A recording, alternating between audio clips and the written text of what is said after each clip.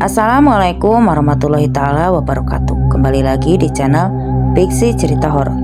Untuk kisah kali ini ada sebuah cerita yang diambil dari KPM, dari tulisannya akun KPM yang bernama Dewi Jambi. Untuk kisah kali ini yaitu sebuah kisah yang berjudul Ibuku Ternyata Hantu. Dan untuk seperti apa kisahnya, mari kita masuk ke ceritanya. Marni seorang ibu beranak 4, harus rela kehilangan nyawa dan harga dirinya. Di tengah malam Marni diperkosa dan dibunuh sewaktu akan berangkat belanja untuk warungnya. Walau ia memohon, tapi 2 orang begal tidak juga iba. Jiwa Marni tidak tenang, ia tidak bisa meninggalkan ke-4 anaknya yang masih butuh ibunya. Marni setiap malam akan datang dan mengurus ke-4 anaknya. Bagaimanakah nasib Marni dan anak-anaknya? "Kak, ibu mau pergi berbelanja dulu. Kakak tolong jaga adik-adik ya," perintah ibunya sambil menstater motor metik milik ibunya. Ibu menatapku dengan lembut, senyumnya tersungging manis untukku sebelum ia benar-benar hilang ditelan kegelapan. Dia ibuku wanita parubaya yang berperawakan tinggi, tidak terlalu gendut dengan kulit putih membalut tubuh. Wajahnya masih terlihat cantik dan menarik di usianya yang menginjak 45 tahun. Ibu seorang yang ulet dan bekerja keras, tegas, tapi sangat mencintai semua anaknya dan suami. Di pertengahan malam seperti ini, ketika waktu menunjukkan pukul 2 dini hari, ibu selalu ke pasar untuk membeli bahan-bahan dagangan, barang-barang untuk warungnya yang akan dijual esok pagi. Namun ada yang aneh dari ibu. Ibu tampak murung hari ini, tidak seperti biasanya. Sifatnya yang ceria entah kenapa seolah sirna. Namun wajah ibu saat ini tampak terlihat bercahaya. Aku Widya, anak tertua dari 4 bersaudara. Ibuku seorang ibu rumah tangga biasa yang membuka warung di depan rumah untuk membantu perekonomian keluarga. Ayahku seorang salesman, kadang bertugas di luar daerah. Usiaku saat ini 17 tahun, di usiaku yang remaja ini. Di saat teman-teman sebayaku sedang asik bermain, aku tidak bisa melakukannya. Diriku hari-hariku hanya mengurus adik-adik dan membantu pekerjaan ibu di rumah. Tapi aku tidak pernah mengeluh. Ada rasa bahagia ketika bisa meringankan tugas ibu. Ibu tidak pernah marah. Ia selalu tersenyum walau dalam keadaan lelah. Itu sebabnya aku dan ketiga adik-adikku selalu kompak untuk bekerja sama agar ibu tidak kelelahan. Kami tidak ingin ibu sakit, sedangkan ia harus mengurus kami selagi ayah mencari nafkah di daerah lain. Kututup segera pintu begitu ibu sudah tidak terlihat. Di dalam hati aku berdoa, semoga ibu selamat dimanapun ia berada. Walau di hati terselip rasa khawatir yang amat sangat, namun segera aku tepis pikiran itu. Ibu pasti baik-baik saja. Di tengah kegelapan malam itu, seorang ibu dengan gagah berani membelah kegelapan malam itu.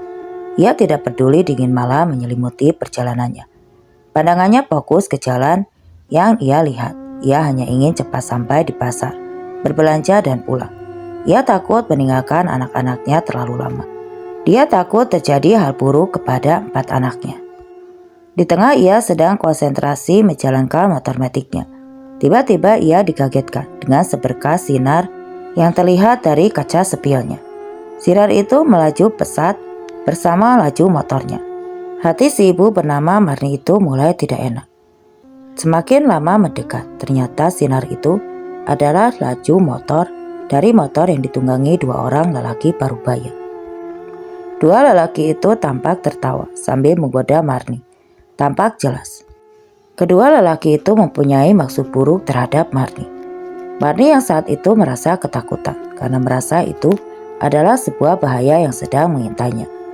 Ia kemudian mempercepat laju kendaraannya untuk menghindari 2 lelaki yang mengincarnya itu. Kebut-kebutan di jalan pun tidak bisa dielakkannya. Jalanan berlubang pun dilaluinya. Motor Marni terhentak-hentak memasuki lubang yang cukup dalam. Brak! Motor Marni pun terjatuh. Marni pun terpental di aspal. Kepala dan lengannya robek, mengeluarkan banyak darah. Ia meringis kesakitan, berusaha bangkit, namun tubuhnya sulit untuk digerakkan. 2 lelaki itu kemudian menghentikan laju motornya dan menghampiri Marni yang masih tergeletak tidak berdaya di atas aspal. Dua lelaki itu tertawa terkekeh, bukannya menolong Marni. Malah mereka dengan sengaja menginjak betis Marni. Hingga Marni pun berteriak kesakitan. "Siapa suruh jual mahal? Dasar wanita bundel." Adik lelaki bertubuh gendut, pendek dan hitam seraya terkekeh. Terdengar menjijikan. Masih teringat jelas, biarpun di kegelapan malam. Wajah jelek lelaki berhidung besar dan pesek dengan jerawat memenuhi muka. "Mau apa kalian?" "Jangan ganggu aku," ucapnya ketus sambil memegangi tangan dan kakinya yang kesakitan. Mereka terkekeh dan detik berikutnya mereka menyeret masuk Marni ke dalam semak di tepi jalan. Tubuh Marni yang terluka dan banyak darah tidak menyurutkan niat busuk mereka. Walaupun Marni meronta dan mengiba, tetapi mereka tetap menyeret tubuh Marni masuk lebih dalam ke semak belukar. Marni menangis meminta balas kasihan, tapi mereka sudah dikuasai hawa nafsu yang sudah tinggi. Marni berusaha meminta tolong berulang kali, namun nihil. Tidak ada satu orang pun yang datang untuk menolongnya. Suasana hening dan sepi, hanya terdengar deru napas penuh nafsu dari kedua lelaki bejat yang bersahut-sahutan. Baju Marni dibuka paksa, terkoyak hingga harga dirinya direnggut. Wanita itu berontak sekuat tenaga, dengan mudah terkalahkan oleh kedua lelaki itu. Dengan mudah kedua lelaki itu menjamah mahkota kesucian Marni yang ia jaga untuk suaminya. Mereka bergantian menjamah dan menikmati tubuh Marni dengan ganas dan beringas. Peluh berjatuhan di tubuh Marni yang sudah tidak mengenakan benang sehelai pun. Marni hanya bisa menangis meratapi diri. Mahkota kebanggaannya hancur lebur, perih dan sakit, hingga mengeluarkan darah kental membasahi selangkangannya. Ia pasrah, tubuhnya lemah tidak berdaya. Dalam hati dan pikirannya hanya ada anak-anak dan suaminya. Ia ingin pulang ke rumah, memeluk erat buah hati tercintanya. Setelah puas menikmati tubuh Marni, dua lelaki itu pun mulai berbisik. Mereka kembali menyeret tubuh Marni yang sudah lemah masuk ke dalam semak. Tubuh Marni dilempar begitu saja, terenyak dan terhentak ke atas tanah dan rerumputan, serta ranting-ranting tajam. Marni mengadu kesakitan dengan tubuh polosnya yang terkena oleh duri-duri. Dari balik baju seorang lelaki kurus dan hitam mengeluarkan sebilah benda tajam yang terlihat bersinar diterpa cahaya rembulan. Marni berkesiap melihat benda tajam yang siap menghujam tubuhnya. Sebelum benda itu menghujam tubuhnya, lagi-lagi Marni memohon belas kasihan. "Tolong jangan bunuh aku, anak-anakku banyak. Mereka masih butuh aku." Marni menghibah dengan air mata yang berjatuhan, berderai membasahi wajahnya yang kotor penuh tanah. Kedua lelaki itu saling berpandangan dan tanpa aba-aba, lelaki kurus itu menghujam pisau itu berkali-kali ke tubuh Marni. Hanya sekali terpekik dan dalam beberapa detik tubuh Marni tidak banyak bergerak. Tubuh Marni mengeluarkan banyak darah dari luka tusukan yang menghujam tubuhnya. Setelah yakin wanita itu sudah tidak bergerak dan tidak bernyawa, mereka pun membiarkan tubuh Marni tergeletak di dalam semak. Mereka berdua pun pergi sambil terkekeh senang. Kesaksian malam menjadi saksi dua lelaki dengan tega menggagahi dan menyiksa, lalu membunuh Marni. Ibu yang terpaksa harus meninggalkan keempat orang anak yang dicintainya. Suara berisik dan wangi masakan tercium yang membuat aku terbangun. Aku masih sangat mengantuk dan mengucap mataku. Kutoleh jam beker yang ada di sampingku baru menunjukkan jam 4. Siapa yang memasak sepagi ini? Batinku. Setauku ibuku tidak pernah memasak pagi-pagi seperti ini. Kalaupun membuat sarapan, ibu selalu masak di atas jam 5 pagi dan ini terlalu dini rasa. Penasaran membuatku beranjak, melangkahkan kaki ke arah dapur. Ternyata memang ibu yang sedang asik memasak. Kudapati ibu yang tampaknya tidak mengetahui kedatanganku. Sudah pulang, Bu. Aku tidak mendengar motor ibu, ucapku begitu mendekati ibu. Ibu hanya terdiam. Aku merasa ada yang berbeda dari ibu. Ia menatapku dengan lekat, seperti menyeratkan sesuatu. Bu, ulangku menunggu jawaban ibu. Ibu menghentikan acara masak-memasaknya. Ia lalu menggandengku, mengajakku duduk bersamanya di kursi. Ia memandangku lekat. Aku balik menatap ibu. "Wi, ibu ada permintaan untukmu. Bisakah ibu mempercayainya?" tanya ibu dengan melihat raut wajahnya yang berubah serius. "Ada apa, Bu?" Ibu tidak seperti biasa. "Ibu tidak kenapa-napa kan, Bu?" tanyaku balik. Aku merasa khawatir melihat sikap dan perubahan ibu. Mendadak ibu menjadi pendiam. "Tidak, ibu baik-baik saja. Tapi ibu minta kamu jangan banyak bertanya tentang ibu. Ibu kemana? Di mana? Kamu tidak usah banyak tanya. Ibu cuma minta kamu jaga adik-adikmu. Jika pagi menjelang, urus adik-adikmu dan warung. Kamu berhenti sekolah dulu sebelum urusan ibu kelar. Jangan berani-berani masuk ke kamar ibu, kecuali malam, mengerti?" titah ibu. "Tapi kenapa, Bu?" "Sudah ibu bilang jangan banyak bertanya. Lakukan perintah ibu saja," bentak ibu. Nyaliku berubah menciut. Ibu tidak pernah membentak atau marah padaku. Ini untuk pertama kalinya ibu berbicara keras seperti itu. "Sekarang kamu kembali tidur. Jangan usik pekerjaan ibu.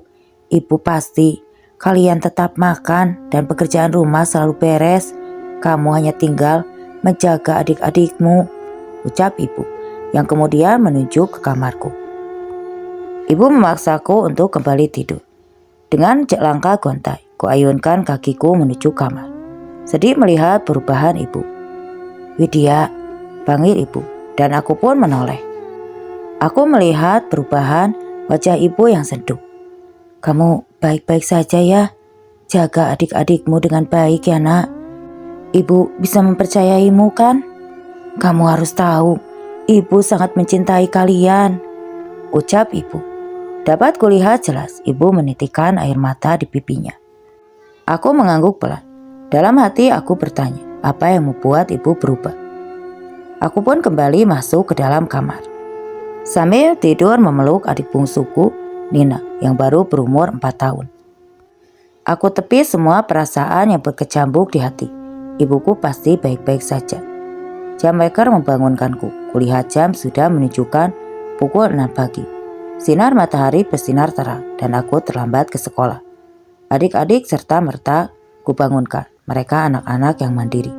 Mereka bisa menyiapkan semua keperluan sendiri.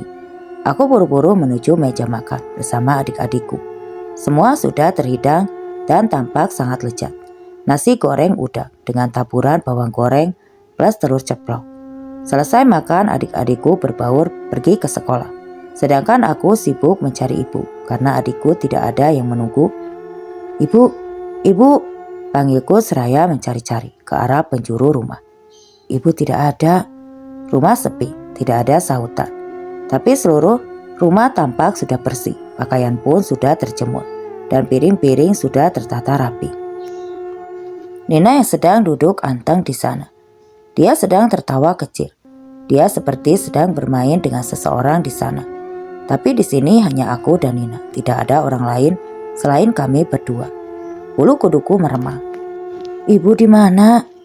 Teringat pesan ibu saat tadi subuh untuk tidak bertanya dan memintaku untuk tidak bersekolah terlebih dahulu untuk bisa menjaga adik-adikku. Lututku lemas. Terbayang di benakku impianku. Setelah aku lulus, aku ingin bercita-cita berkuliah dan mencapai cita-citaku untuk menjadi dokter. Dan kini sekarang aku harus mengubur mimpi-mimpiku itu demi adik-adikku. Ku bawa Nina, aku menggendongnya untuk membuka warung. Tapi Nina malah menangis, seperti tidak ingin aku bawa jauh. Hatiku gusar. Ada apa dengan Nina? "Dek, jangan nangis ya. Kita cari ibu ya," ucapku sembari berjalan menuju warung, berharap ibu ada di warung. "Kak, itu ibu ada di situ. Ibu lagi nemenin Nina, Kak. Nina mau turun." Nina berontak. Dengan sedikit kesal aku kembali turunkan Nina. Ia berhambur dan kembali duduk di tempatnya semula. Ada yang aneh, aku lihat dari sikapnya Nina. Dia berbicara sendiri tanpa ada yang menemani selain aku. Kakak, kata ibu, nanti malam Nina bobo di kamar ibu, tapi kakak gak boleh ikut, ucapnya tanpa melihatku. Iya kan bu? Nina kembali berbicara sendiri. Hah? Nina, kamu ngomong sama siapa? Di sini cuma ada kita berdua. Nina sadar di. Aku mulai gerah dengan tingkah kelakuan Nina yang semakin aneh. Kakak Widi cantik. Ini ibu di depan kita kak, ucap Nina menuju ke depannya. Aku merinding. Aku merasa ada yang tidak beres. Hawa di rumah ini menjadi dingin dan mencekam. Nina kupaksa kubawa menuju warung. Walaupun dia berontak dan menangis, tetap kubawa pergi keluar dari rumah. Serasa ada yang mengikuti dari belakang. Aku tidak berani menoleh. Walaupun matahari sudah bersinar cerah, aku tetap ketakutan. Entah karena apa. Kulihat warung masih terkunci rapat.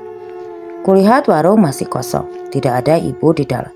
Lagi pula, warung masih terkunci dan ibu juga tidak mungkin masuk. Nina yang masih duduk anteng. Aku pun tidak berani memasuki rumah seorang diri. Aku pun duduk bersama Nina yang masih asik bermain. Melayani tetangga-tetangga yang datang berbelanja, sedikit menghibur diriku dari rasa takut. Wid, kok tumben kamu yang jaga warung? Lagi libur ya? Tanya Lek Siti yang sembari memilih sayuran. Ibu Marni mana? Tanyanya lagi. Iya yuk, lagi liburan. Ibu juga ada perlu katanya. Jawabku berbohong. Wid, ibumu kalau belanja sering malam kan Wid? Hati-hati bilang ibumu, banyak begal yang berkeliaran jam segitu. Dek, jantungku seolah terpaku mendengar jawaban dari Yusiti. Ketakutan kembali menggerogoti diri. Bagaimana jika terjadi sesuatu kepada ibu? Tadi subuh ibu sudah pulang kok yuk. Tapi entah kenapa dia dari pagi gak nampak. Ucapku berusaha tenang. Sedangkan rasa di dadaku rasanya bergemuruh. Ya alhamdulillah kalau begitu. Ya yuk cuma sekedar ngingetin, ucap Yusiti sambil tersenyum. Yusiti sebelum berpamitan pergi. Aku merenungi ucapan Yusiti. Rasa khawatir kembali menyerap di hatiku. Ibu di mana? Batinku lirih. Prak. Aku terkesiap begitu mendengar bunyi pintu yang seperti didobrak. Lamunanku buyar.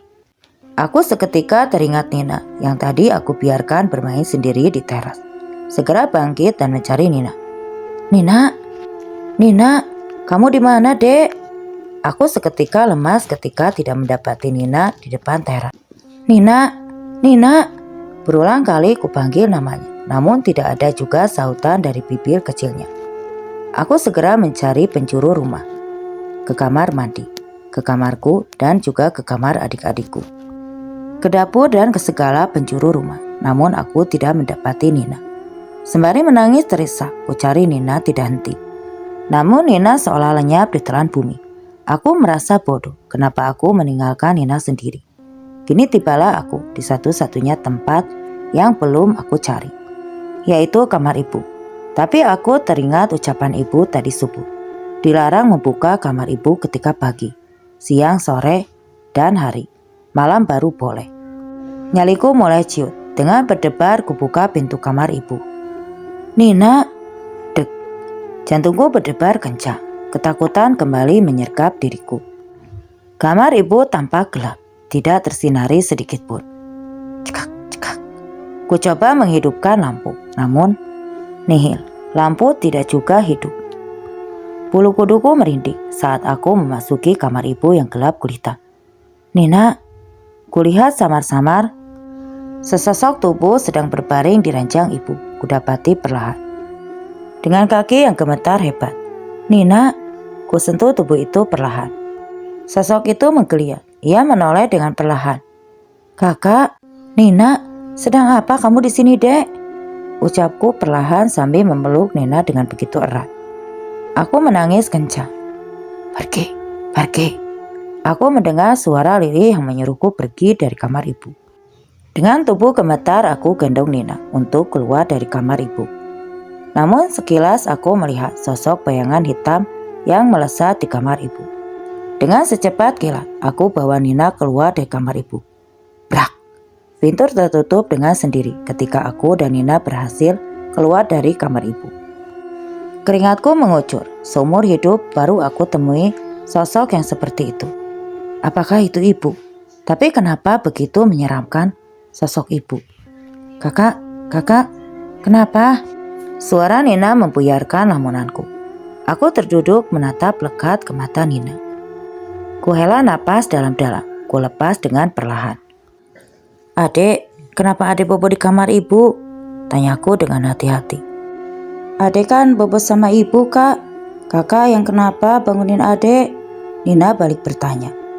Adek, ibu kan gak ada di rumah, dek. Lain kali kalau mau kemana-mana, ajak kakak ya. Ucapku serius. Ada ibu, kak. Nina gak bohong. Kalau kakak gak percaya, masuk aja deh ke kamar ibu. Jawab Nina sambil cemberut melihatku. Rasa penasaran menelusup relung hatiku. Dengan tangan bergetar, kembali kubuka pintu. Terkunci. Kamar ibu tiba-tiba terkunci. Kubalikan badan dan mengajak Nina pergi, meninggalkan kamar ibu. Kembali ke warung dan menunggu pembeli. Sesuai perintah ibu. Sore menjelang tapi ibu tidak kunjung pulang. Adik-adik sudah mandi dan mereka semua menanyakan ibu. Aku hanya menggeleng karena memang aku tidak tahu di mana dan bagaimana keadaan ibu. Azan maghrib berkumandang, menandakan hari sudah masuk malam. Selesai salat berjamaah, kami menunggu di depan TV. Tadi sore ayah menelepon kalau dia akan pulang. Dengan sabar kami menunggu ayah dan juga ibu yang belum pulang. Aroma masakan dan suara perabotan di dapur terdengar nyaring di telinga. Kami semua berhadapan dan saling berpandangan. Perut memang keroncongan yang memang sedari sore kami belum makan. Ibu yang memang sudah terbiasa masak 2 kali. Sayur dan juga lauk yang tidak laku, ibu masak untuk makan kami. Di sore hari, Ibu, ucap kami berbarengan. Bahagia rasanya mendengar aktivitas ibu di dapur. Kami sangat merasa kangen pada ibu. Padahal baru sehari tidak melihat ibu. Kami berlarian berhamburan ke dapur, berlomba untuk melihat ibu. Rasa haru dan bahagia di mata adik-adikku melihat ibu yang sedang memasak di dapur. Ibu kemana saja? Dari tadi kami tidak lihat ibu. Celoteh Dinda, adik perempuanku yang nomor 3. Ia berusia 10 tahun. Dinda menggeledot manja di pinggang ibu. Tapi ibu tetap diam dan meneruskan memasak. Ibu ada urusan sayang. Maaf ya, makan kalian terlambat. Ucap ibu lirih. Widya, tadi kamu masuk kamar ibu ya? Ibu kan sudah bilang, jangan masuk kamar ibu jika hari masih terang. Ibu menatapku marah. Maaf bu, tadi Widya mencari Nina. Nina masuk kamar ibu. Jawabku dengan menundukkan kepala. Kamu gak usah takut. Adikmu baik-baik saja. Ibu pastikan itu. Makanya kalau jaga adik yang benar. Cerocos ibu. Dan sekarang, ayo makan. Anak-anak, kalian pasti lapar. Perintah ibu. Kami semua langsung duduk di meja makan, menatap masakan ibu yang tampak sangat lezat. Ayam goreng crispy dengan taburan saus tomat dan sedikit cabai merah. Sayur capcay serta nasi hangat. Pasti sangat lezat. Dengan lahap kami makan bersama. Tapi ibu tidak ikut makan. Ia berjalan ke ruang tamu. Duduk dia menonton tanpa ekspresi. Wajah ibu tampak pucat. Setiap dekat ibu, wangi melati selalu menemani, membuat aku terkadang merinding. Selesai makan, aku bersama ketiga adikku. Duduk bersama ibuku sambil menunggu ayah pulang. Ibu hanya diam dan tidak seperti biasanya. Assalamualaikum, ayah pulang. Suara ayah terdengar dari balik pintu. Alhamdulillah, ayah pulang. Ucap kami berbarengan begitu mendengar suara ayah. Waalaikumsalam, ayah. Seru kami dengan berhamburan memeluk ayah. Anak-anak, ibu di mana? Tanya ayah masih tegak di luar rumah. Ibu di sini, ayah. Dengan tersenyum, ibu menatap ayah dari balik pintu. Ayah mendekati ibu. Ia lalu mengecup kening ibu, hal yang biasa ayah lakukan setiap berjumpa dengan ibu. Ayah memang suami yang baik dan ayah sangat sayang dengan keluarga. Jam menunjukkan pukul 12 malam. Semua sudah tertidur lelap. Begitupun dengan ayah dan ibu. Dengan malas kulangkahkan kaki menuju kamar mandi. Kebelet pipis, kubuka pintu kamar. Kenapa gelap? Di seluruh ruangan. Tidak biasanya seperti ini. Apakah mati lampu? Tapi kamarku lampunya hidup. Sungguh aneh batinku. Walaupun sedikit takut, aku paksakan diri menuju kamar mandi. Tapi langkahku berhenti begitu dekat dengan kamar ibu. Wush, mataku terpana melihat sosok bergaun putih berkelebat dengan cepat masuk ke kamar ibu. Sosok itu berambut panjang tergerai. Dengan noda darah di gaunnya, aku terpaku, terdiam. Kakiku terasa kaku, aku begitu ketakutan. Tidak terasa celanaku basah.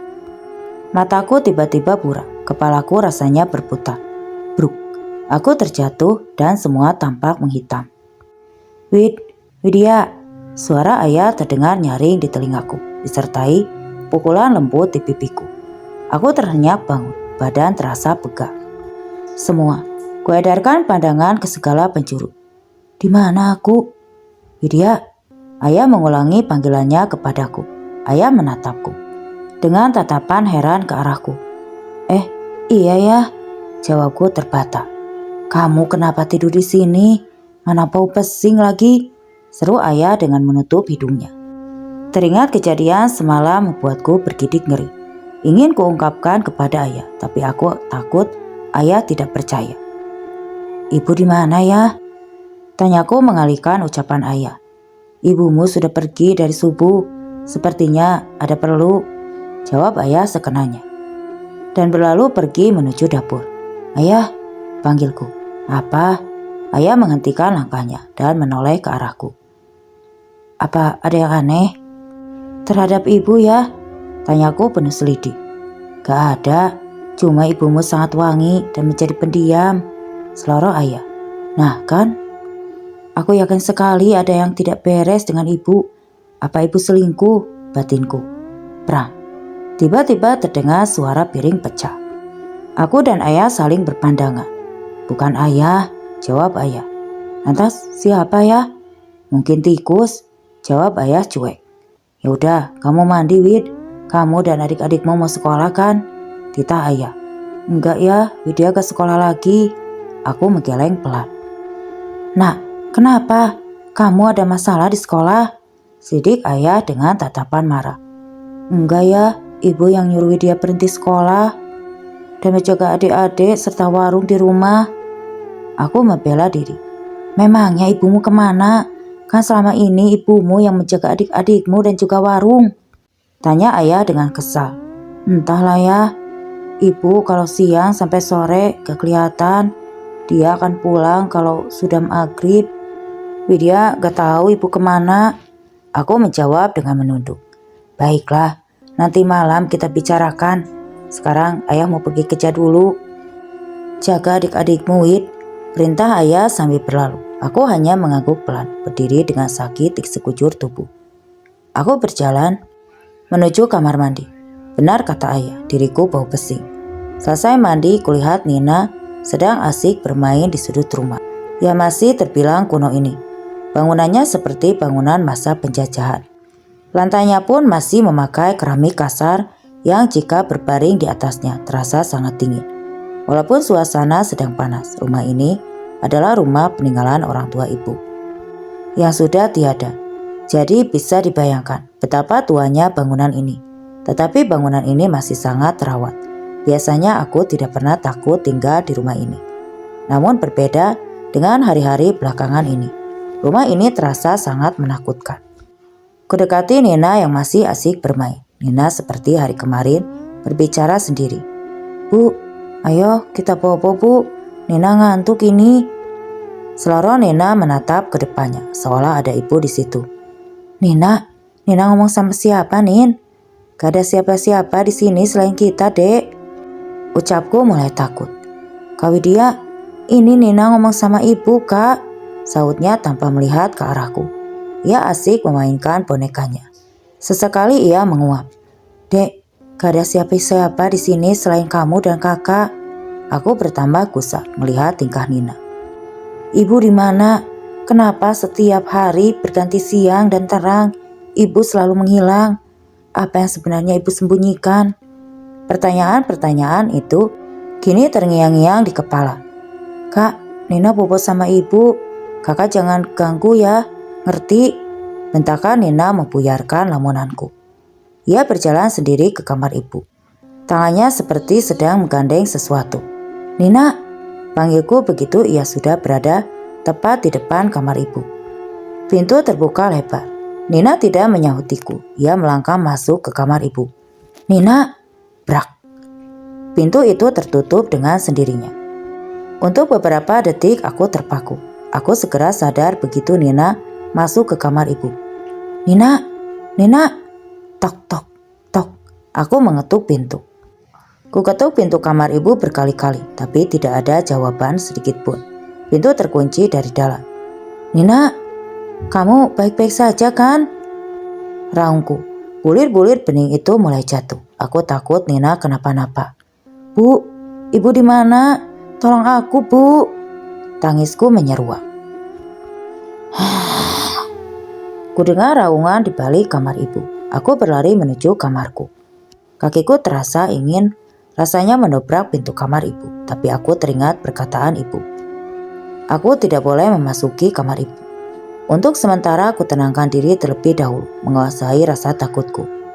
Ibu, nanti malam aku akan mencari tahu apa yang sebenarnya terjadi sama ibu. 2 jam aku menunggu Nina. Akhirnya dia keluar dari kamar ibu. Aku merasa sangat bersyukur Nina tidak kenapa-napa. Ia berceloteh riang seperti biasa, bermain bersama kakak-kakaknya. Maghrib menjelang. Seperti biasa, ibu sudah berada di belakang. Ia memasak begitu. Dia sudah selesai, azan berkumandang. Kami makan bersama. Tidak ada yang aneh, hanya wajah ibu tampak sangat pucat. Kami bersenda gurau bersama ibu. Sesekali ibu hanya melempar senyum tipis. Tak banyak berbicara. Gelap malam mulai menyelimuti. Rasa kantuk tak dapat ditahan lagi. Kami pun bersiap-siap ke peraduan masing-masing. Tapi tidak denganku. Walaupun mata sangat mengantuk, kupaksa tetap terjaga. Aku berencana akan mengintai ibu malam ini. Begitu semua sudah terlelap, aku mengendap-endap keluar kamar dan bersembunyi di balik almari kecil di sudut ruangan. Lampu temaram hingga membuatku dengan mudah mengintai kegiatan ibu. Krek, srek, srek, srek. Pintu kamar dibuka. Di dalam kegelapan malam, kulihat ibu keluar kamar dengan menyeret kakinya. Ibu memakai pakaian gaun putih panjang seperti persis malam kemarin. Persis seperti saat aku pingsan. Rambut ibu awut-awutan, tapi tak nampak noda darah di sana. Kenapa ibu menyeret kakinya? Apa ibu sakit? Batinku. Ibu pergi menuju ke arah dapur. Kudengar ibu mencuci baju.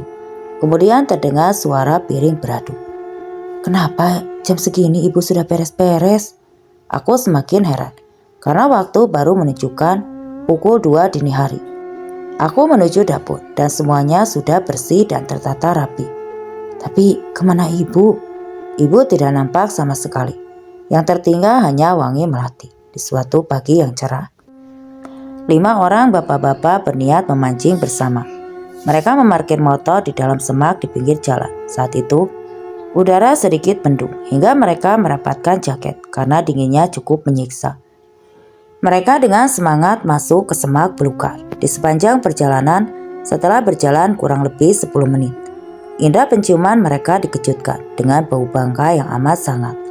Awalnya mereka mengira itu adalah bau tikus yang kebetulan sudah menjadi bangkai. Namun semua itu terbantahkan ketika salah satu dari bapak-bapak yang bernama Kosim itu melihat baju wanita yang sudah terkoyak-koyak tidak jauh dari mereka. Mereka pun saling berpandangan. Mereka merasa ada yang tidak beres. Mereka lalu, Sim, apaan itu Sim? Tanya Taijo dengan menunjuk lembaran baju yang terkoyak di antara rerumputan. Itu kayaknya baju perempuan. Ayo kita tengok, ajak Kosim. Teman-temannya yang lain mengangguk. Serentak, perlahan tapi pasti, bapak-bapak itu melangkahkan kaki menuju baju yang letaknya tidak jauh dari tempat mereka berdiri. Kaki-kaki mereka menginjak ranting dan rerumputan sekitar. Golok mereka arahkan ke sana kemari untuk menebas rumput ilalang yang menutupi penglihatan. Kosim mengangkat baju itu dengan sebuah ranting. Matanya memperhatikan dengan seksama. Jo, ada darahnya Jo. Waduh, yang punya kemana? Kosim, ada celana juga di sini. Ucap Diman seraya melambai-lambaikan. Iya, tapi pada nyium bau bangkai gak sih kalian? Ucap Kosim dengan menutup hidungnya. Baunya menyengat banget ini. Mereka serentak menjawab. Mata mereka mencari-cari ke sekitar. Golok Kim. Golok Kosim melayang ke sana ke sini, membuka jalan yang menutup ilalang tinggi. Mata mereka menatap ke arah sekitar. Matanya tiba-tiba membesar, tak sengaja kakinya tersandung sesuatu. Bruk. Kawan-kawan, tolong aku. Teriaknya kuat. Matanya membulat sempurna melihat apa yang disandungnya. Serta mata ia menutup hidung karena bau yang menyengat, yang menusuk indera penciumannya. Bapak-bapak saling berpandangan. Mereka lalu berhamburan menyusul Kosim. Astagfirullah, ucap mereka berbarengan. Nampaklah di mata mereka sesosok perempuan yang tidak memakai selembar benang pun. Keadaannya terbujur kaku, badan sudah membiru dan sudah dikerumuni belatung. Tubuhnya sudah tidak utuh, sebagian telah mengelupas dan hampir terlihat seperti masih jelas bekas darah yang mengering di sekitar jasadnya. Masih terlihat jelas bekas tusukan benda tajam di dalam tubuh perempuan malang itu. Bapak-bapak lari tunggang langgang, alat pancing dan golok melayang terlempar entah kemana. Mereka berteriak meminta tolong dan mencari bantuan. Tolong, ada korban pembunuhan, teriak mereka serentak. Di sudut desa, tepatnya di warung remang-remang, berkumpullah sekelompok bapak-bapak parubaya yang sedang bercengkrama. Mereka tertawa sambil bermain gaplek dan kartu. Minuman tuak dan bir tidak luput dari cengkraman mereka. Wanita-wanita muda dengan pakaian seksi ikut menemani. Tawa mereka bersaut-sautan di tengah keremangan malam, seolah hidup mereka pasti lama. Begitupun dengan Warjo dan Maman, dua lelaki laknat yang baru saja menyiksa Marni, wanita malang yang jadi pemuas nafsu dengan keterpaksaan. War, lu takut gak kalau ibu tadi jadi hantu? Bisik Maman dalam hatinya. Maman mulai takut. Alah, lu penakut Man. Kalau udah jadi mayat, ya gak usah takut lah. Ya mana ada hantu, jawab Warjo Jumawa. Warjo yang bertubuh gempal dan pendek itu tertawa mengejek Maman. Balik War, gue capek banget nih, ajak Maman. Sama, gue juga, sahut Warjo. Maman dan Warjo melangkahkan kaki. Dia pergi, Maman mengikuti dari belakang. Maman bersiap menstarter motor bututnya dan Warjo duduk di belakang motor. Motor melaju pelan karena Maman masih dalam pengaruh alkohol dan kepalanya sedikit pusing.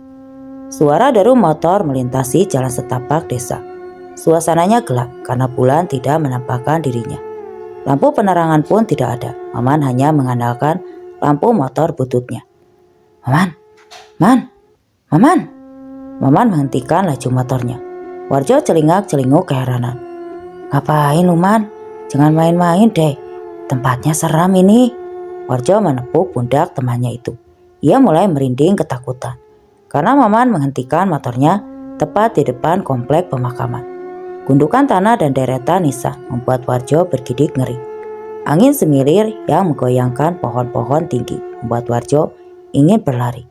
Man, teriaknya lagi. Maman tersentak kaget. Ia lalu menoleh ke Warjo yang menatapnya penuh rasa takut. Apaan sih War? Sahutnya kesal. Lu apaan? Ngapain berhenti di kuburan? Serem tahu, sungut Warjo. Hah? Maman mengedarkan pandangannya. Ia berkesiap melihat deretan gundukan dan nisan di hadapannya. Kok kita bisa berada di sini ya? Jawab Maman dengan polosnya. Belum sempat Warjo menjawab, mereka dikejutkan dengan bunyi benda yang terjatuh. Suara benda itu tidak jauh dari arah mereka. Mereka saling berpandangan, seketika mata mereka membulat sempurna. Tampak tidak jauh dari hadapan mereka, sosok bergaun putih dengan rambut terkurai panjang melambai ke arah mereka. Ia tegak tepat di bawah pohon Kamboja yang sedang berbunga di area makam. Warjo, Maman, panggil sosok itu pelan. Matanya melotot marah dengan lingkaran hitam di sekitar mata. Wajahnya putih pucat, tersenyum mengerikan. Dengan tubuh yang gemetar disertai peluh yang mengucur, Maman dan Warjo, "Man, itu apaan, Man?" ucap Warjo dengan kaki gemetar. Peluh membasahi wajah Warjo. "Kuntilanak itu, War." Tanpa sadar, celana Maman basah. Ia ngompol di celana. "Maman, Warjo, kemari, temani aku malam ini." Suara wanita itu lirih, tapi terdengar jelas di telinga Maman dan Warjo. Wanita itu berjalan lambat menuju ke arah mereka. Angin yang semilir kadang menyibak gaun panjangnya yang putih. Namun banyak noda darah tampak dalam keremangan. Di dalam kaki wanita itu melayang dengan warna putih pucat. Warjo dan Maman menggigil ketakutan. "Man, cepat hidupin motornya, Man. Bisa-bisa nyawa kita melayang, Man," seru Warjo dengan tepukan keras di punggung Maman. "Iya, sabar, ini juga lagi aku Berulang kali Maman menyenggol motornya, tetapi tidak juga bisa dihidupkan. Sedangkan wanita itu terus mendekat dengan sunggingan senyum mengerikan di bibirnya. Matanya bulat melotot, dengan lingkaran hitam mengelilingi. Rambutnya tergerai aut-autan. Semakin mendekat, tercium aroma bau bangka yang menyengat. "Man, lari, Man," Warjo memberi instruksi. "Gimana mau lari, War? Kaki gue lemes kayak lumpuh," sentak Maman. Peluh mengucur membasahi pakaiannya.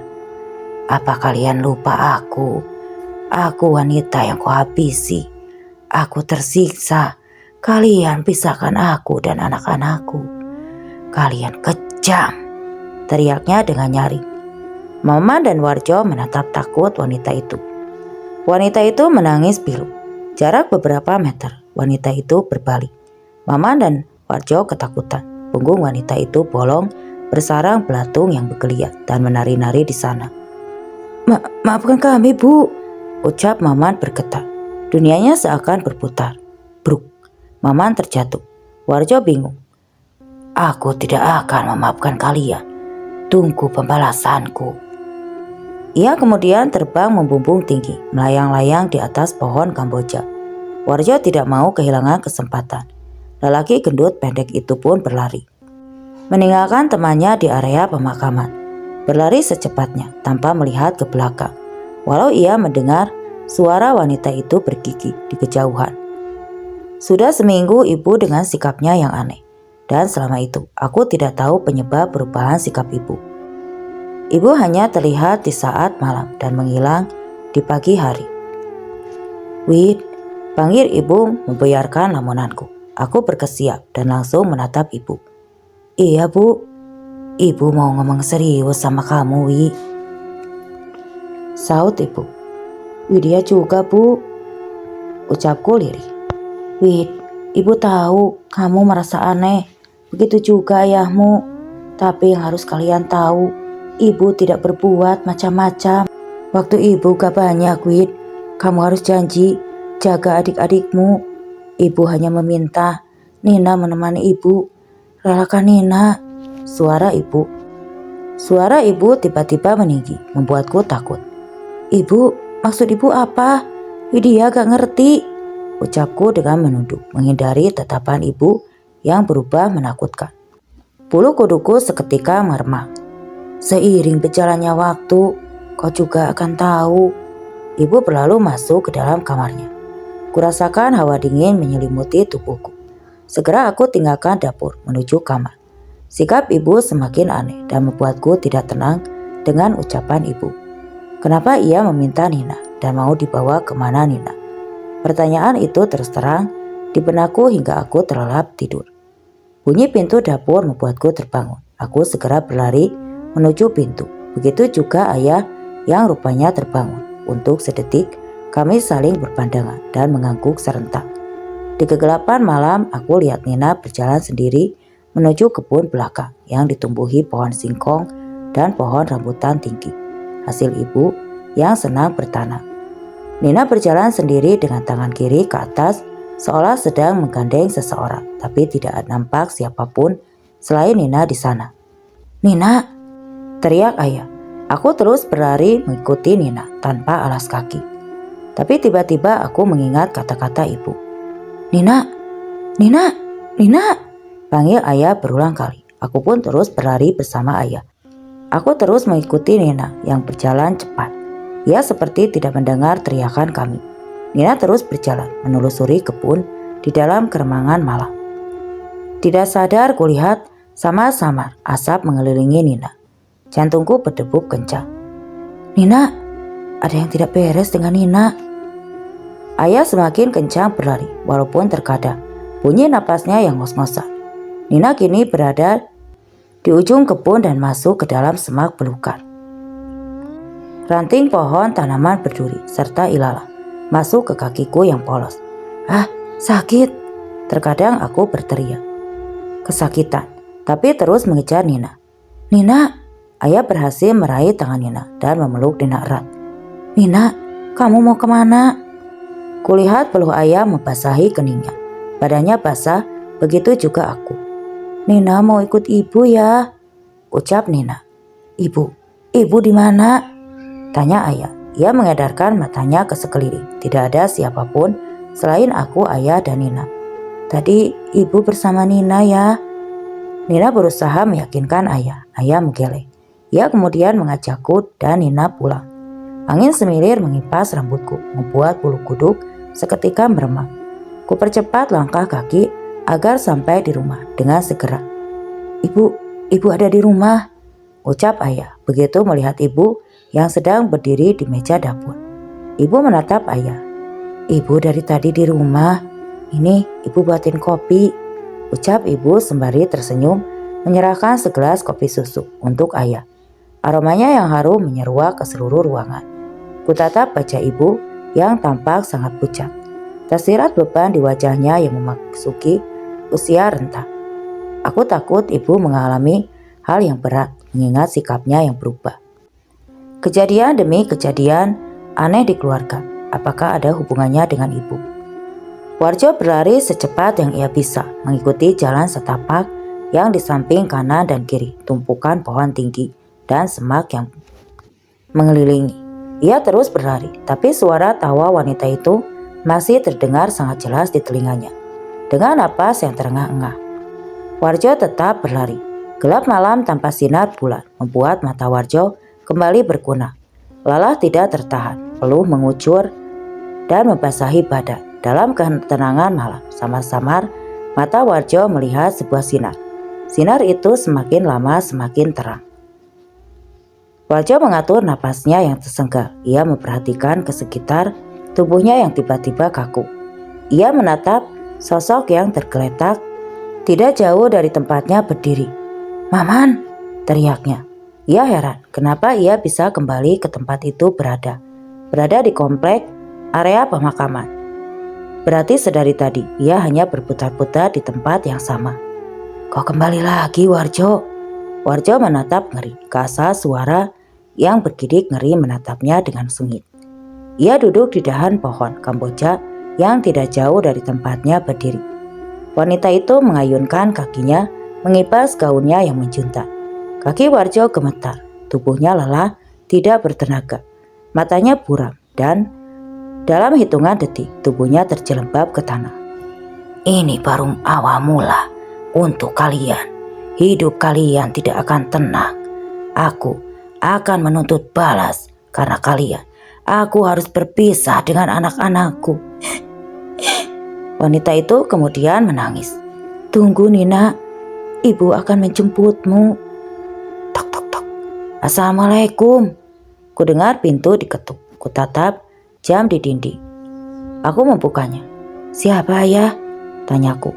Ayah hanya menggeleng. "Waalaikumsalam," sahut ayah seraya membuka pintu. Tampak 3 orang polisi berdiri di luar pintu. Ia menatap ayah dengan serius. "Selamat pagi, Pak. Apa ini benar kediaman Ibu Marni?"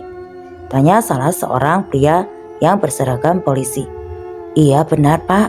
Saya suaminya." Kulihat wajah ayah mulai berubah. "Begini, Pak.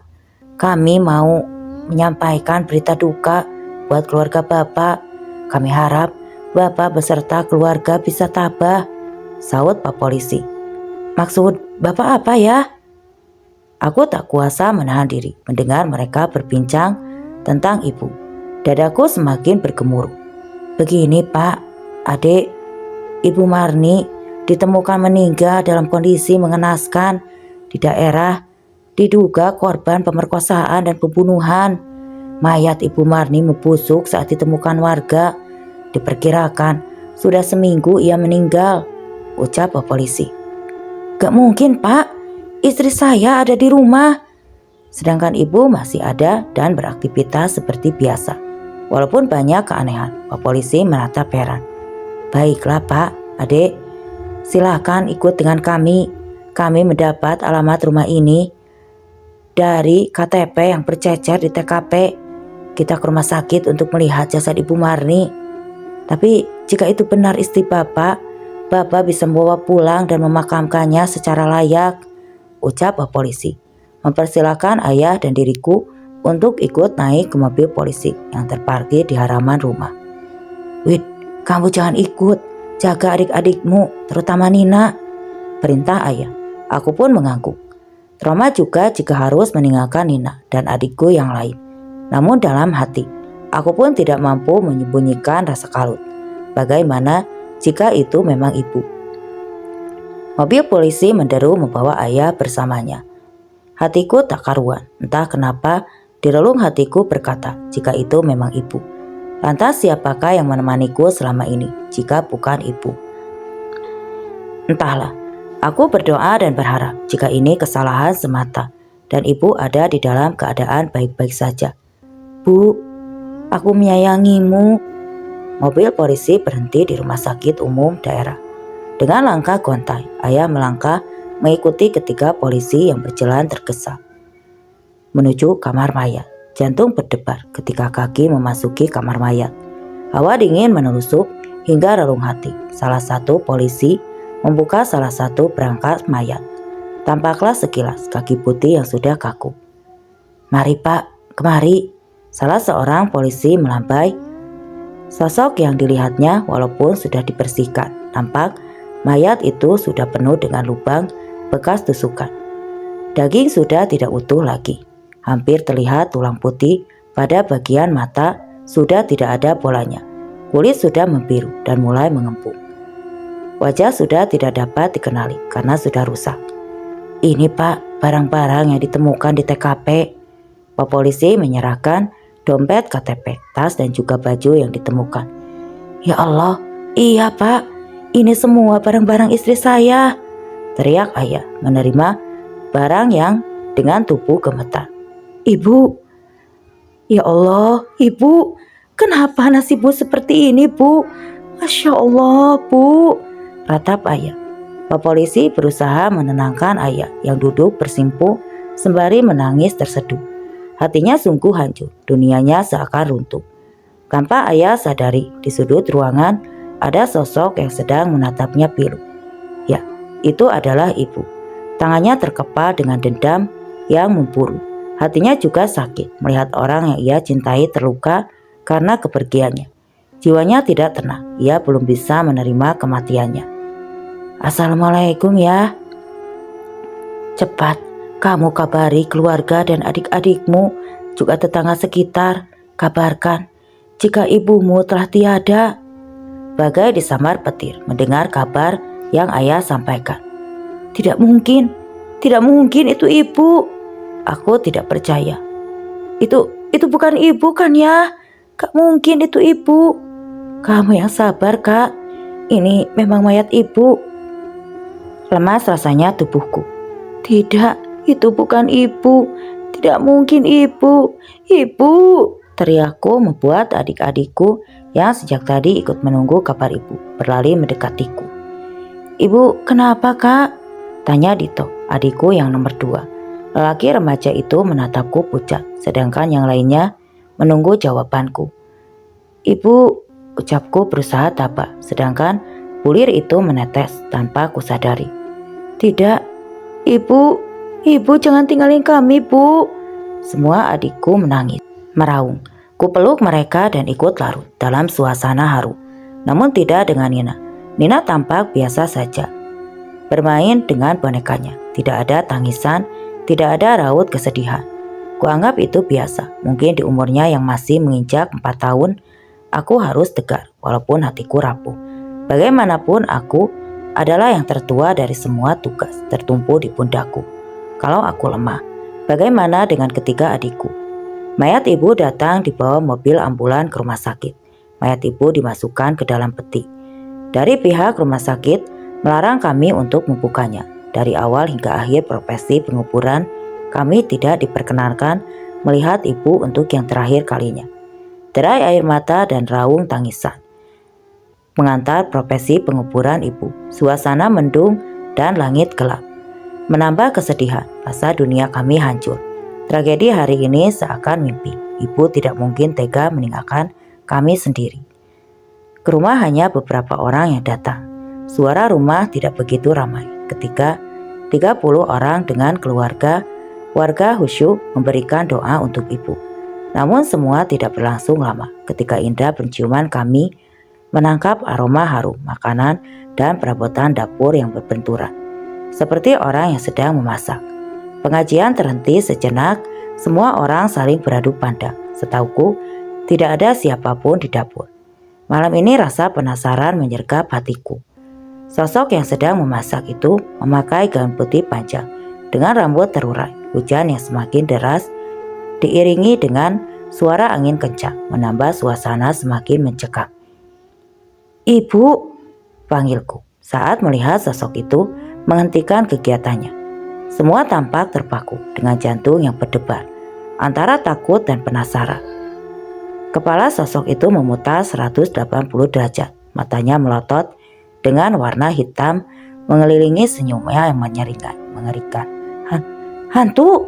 Semua orang yang melihat lari tunggang-langgang, termasuk keluarga yang datang dari jauh. Semua berlarian keluar rumah, saking takutnya. Mereka lupa untuk memakai sandal mereka kembali. Hanya aku, ayah, dan ketiga adikku yang masih berada tidak jauh dari ibu. Tiba-tiba di sekeliling ibu, asap putih yang pekat. Seiring hilangnya asap, hilang juga sosok ibu. Tanpa kami sempat berucap, mungkin ibu hanya ingin merucap perpisahan. Ucapku yang diiringi anggukan ayah dan ketiga adikku. Suara berisik. Banyak orang yang membuat Maman dan Warjo terbangun dari tidur panjang mereka. Mata mereka terbelalak melihat sekitar. Banyak orang mengerumuni mereka dengan tatapan heran. "Pak, kenapa kalian bisa berada di sini?" ucap salah satu warga. Kami tadi malam." Maman menghentikan ucapannya, mengingat kejadian tadi malam yang membuatnya bergidik ngeri. "Tidak apa-apa, Pak. Motor kami mogok tadi malam dan kami kelelahan," ucap Warjo berbohong. Semua warga berangsur-angsur pergi meninggalkan Maman dan Warjo. "Man, ayo pulang. Nyawa kita terancam," bisik Warjo. Maman segera menstarter motornya. Hidup, dan mereka segera pulang dengan jantung yang terus memacu ketakutan. Pagi yang sepi tanpa ibu. Semenjak kami tahu ibu sudah meninggal, tetapi tidak sedikit pun membuatku takut. Aku malah rindu melihat sosok ibu. Kini aku berdiri di jendela dapur, memandang pepohonan singkong dan kebun mawar kecil kesayangan ibu. Aroma mawar terkadang menggoda indera penciumanku. Terbang di bawah angin semilir ke arahku. Kuhirup wangi pagi sekuat yang aku bisa. Kulepas dengan hati tertekan. Sedih pilu menelusur lorong hatiku. "Ibu, di mana engkau, Bu? Aku rindu," bisikku lirih. Angin dingin menyentuh pipiku. Entah kenapa, rasa sejuknya mententeramkan jiwaku. Seperti sentuhan halus tangan ibu. Apakah ibu memang ada di sini? Kupejamkan mata dan kurasakan lebih jauh, hingga aku terhanyut dan kubuka mata. Ada ibu di sana dengan senyum indah menatap sendu ke arahku. Wajahnya pucat, tapi aku tahu itu penuh dengan cinta. Ia melambai, mengajakku mendekat. Aku bawa kaki melangkah. Aku ingin segera dekat. Aku tahu aku tidak bisa jauh dari ibu. Kuberamkan wajahku di dadanya, menangis jadi-jadinya. Aroma ibu begitu wangi, wangi melati yang menenangkan hati. Ibu menyentuh daguku dan melihat sendu ke arah mataku. "Kamu kuat, sayang. Kamu anak yang kuat. Kakak yang hebat, ucap ibu menyunggingkan senyum, semanis mungkin untukku. Tidak Bu, Widya tidak bisa tanpa ibu. Widya takut. Aku menangis terseduh. Maafkan ibu tidak mampu menjagamu dan adik-adikmu lebih lama. Ibu mau, tapi takdir yang tidak bisa mengizinkan ibu. Lalu ibu mengecup keningku. Aku semakin erat memeluknya. Ibu melepaskan pelukannya. Ia kembali tersenyum. Asap putih membalut tubuhnya dan terbang membumbung ke angkasa. Hilang bersama sekejap. Ibu, teriakku. Ibu. Widya. Kurasakan seseorang menepuk pipiku kasar, membuatku tersadar dan mendongak menatap ke atas. Ayah, ucapku dengan tangan gemetar. Kamu kenapa di sini, Wid? Duduk sendirian di dapur. Adik-adikmu sudah nungguin kamu buat sarapan. Malah bengong. Soro ayah menatapku tajam. Tadi ada ibu ya? Jawabku pelan. Ayah terdiam sejenak. Sudah, jangan bicara tentang ibu terus. Kasihan adik-adikmu, Wid. Ayah membalikkan badan dan melangkah meninggalkan aku yang masih terpaku. Ya, sangat wajar karena sosok ibu memang sangat mengerikan malam itu. Hanya ayah, aku, Dito, Dinda, dan Nina di ruang tamu. Duduk melingkar sembari membaca doa untuk ketenangan arwah ibu. Lantunan doa terdengar sangat merdu keluar dari bibir ayah yang bergetar. Mungkin menahan sedih yang mendalam. Sunyi sepi. Tidak ada tempat untuk kembali. Aku di sini menanti, sepi dan sendiri. Serentak kami menghentikan pengajian dan menatap piano yang berada di sudut ruang keluarga. Dentingan suara piano ditemani dengan suara ibu yang sangat merdu, membuat bulu kudukus seketika berdiri. Suara ibu, ya, itu suara ibu. Ruang keluarga yang sedikit temaram disinari lampu ruang sudut yang 5 watt menyinari wajah ibu yang pucat.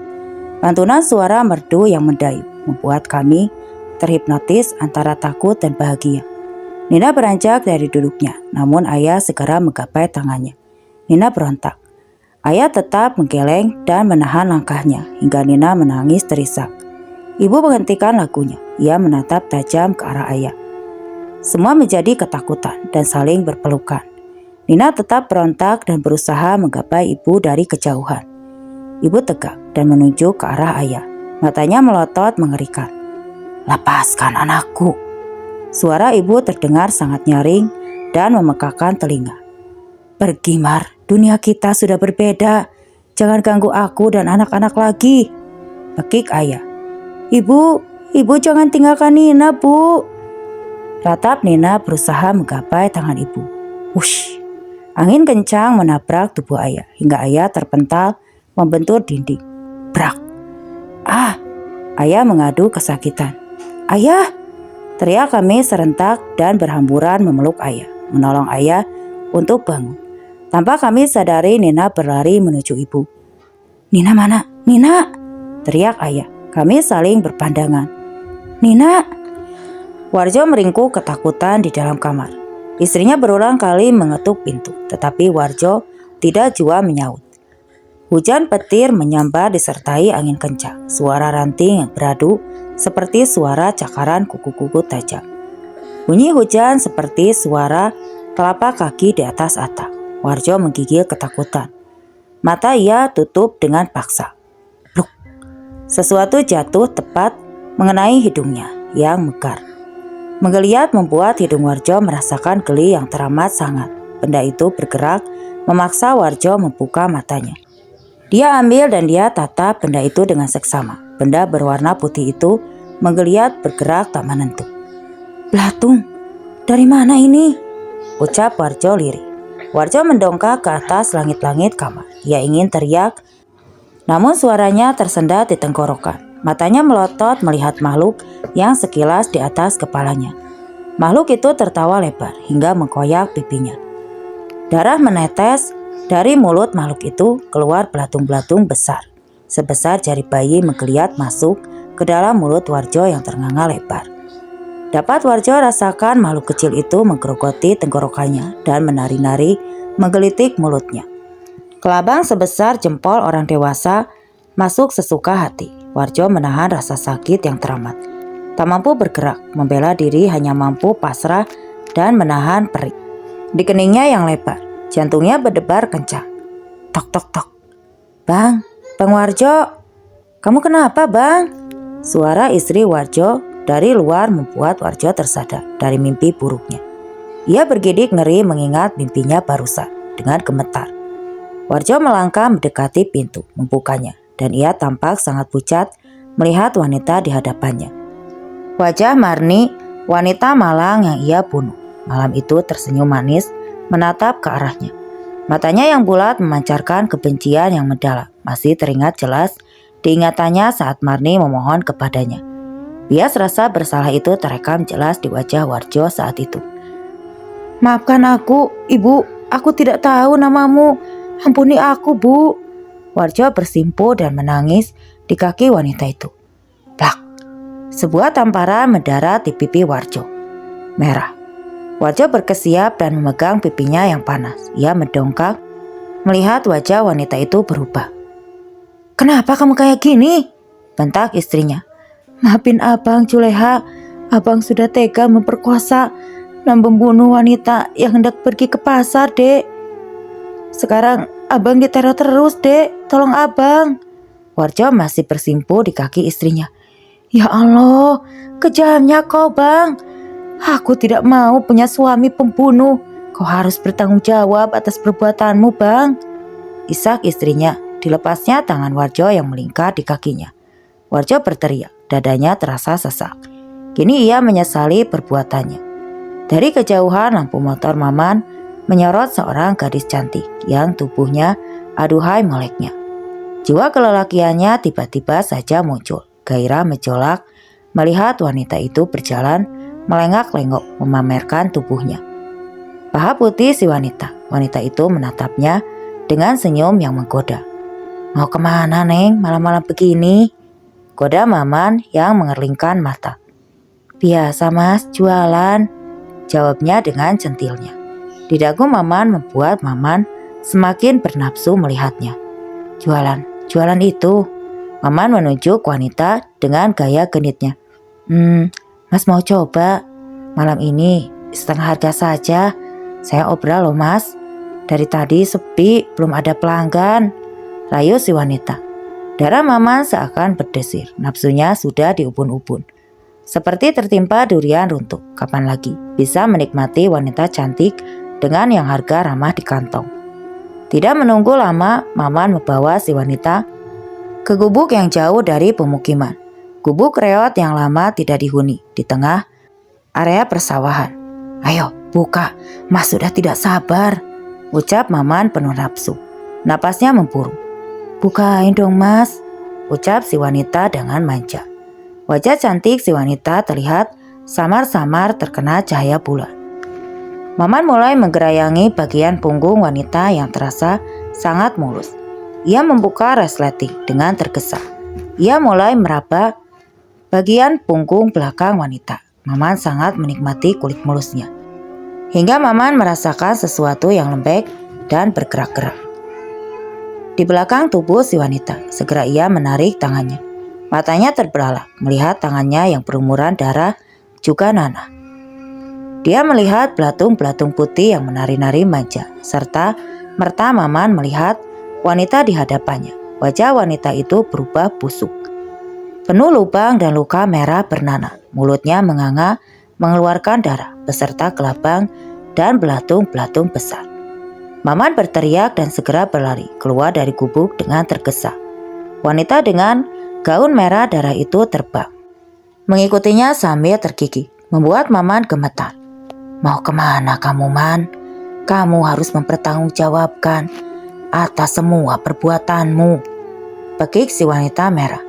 Maafkan aku akan menuruti semua maumu, tapi tolong jangan ganggu aku lagi, ucap Maman sembari terus berlari.